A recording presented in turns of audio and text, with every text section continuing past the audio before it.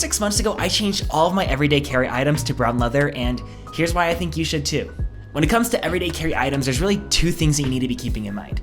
The first is the fact that they're going to be with you everywhere you go, regardless of what you're wearing, so you need them to be versatile enough that they're going to be able to match with whatever you're wearing on that given day. Secondly, because they're going with you everywhere, they're going to get more wear and tear than pretty much any other item that you own. That's personally why I think brown leather is such a great option for everyday carries, because one, it's really versatile and can go with a lot of different styles, and secondly, it ages really well with wear and tear. It actually almost looks better after it's gone through a little bit of that aging process. So let's hop into some of the items that I've used to upgrade my everyday carry, but just know that some of the brands on these don't really matter. I'll put the links to them down in the description below, but as long as you're finding something that is genuine leather and color matches your style, you're gonna be set to go. Let's start off with my phone case. This is an iPhone 12 Pro Max, and I got this case from a brand called Bellamy. I'll be honest, it wasn't the cheapest leather case I could have gotten, but I only buy products off of Amazon if they have at least a 4-star rating. And this one met that qualification and has held up really well. It was right around $40 when I purchased it, but I've seen it on sale for around $35 before as well, so keep an eye out for that. Moving on to my Apple Watch band here, I actually now wear a Garmin watch that you'll notice here, so I need to get a brown leather strap for it. But I got this brown leather one from the exact same brand that I got my phone case from, which helped with color matching a little bit, although you'll notice I've worn this a lot less, so it hasn't aged quite as much as the phone case has, so it's a little bit darker on the phone case. But they were pretty similar when they came to me. The brand Bellamy charges about $30 for their brown leather strap, but you can find alternative options for any other smartwatch that you use. Keeping with the Apple theme, next I have my AirPods Pros, and I've really liked this case. I think it looks super clean, and I dropped my AirPods so much that a case really was necessary. But something you should keep in mind is that if you put any case on your AirPods Pros, wireless charging becomes a bit of an issue.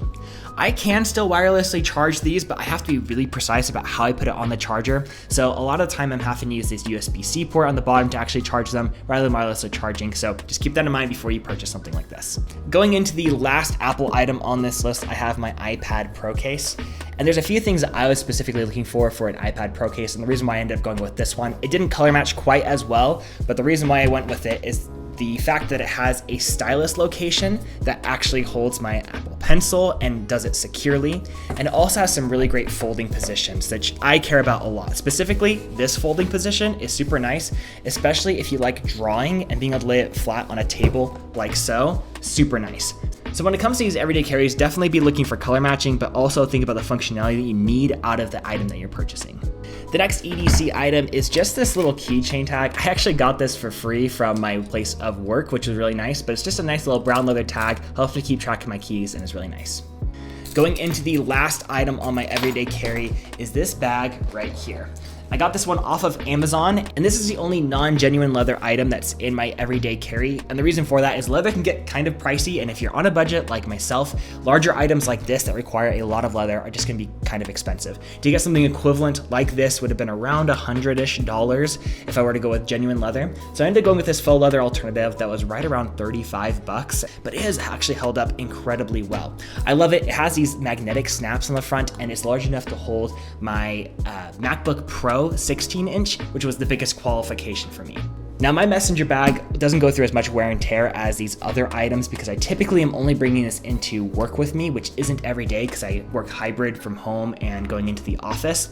So faux leather wasn't a good alternative for me, but it might be something where you want to consider getting an actual leather bag if you're going to be putting this, carrying it with you every single day or are planning to keep it with you for a very long time.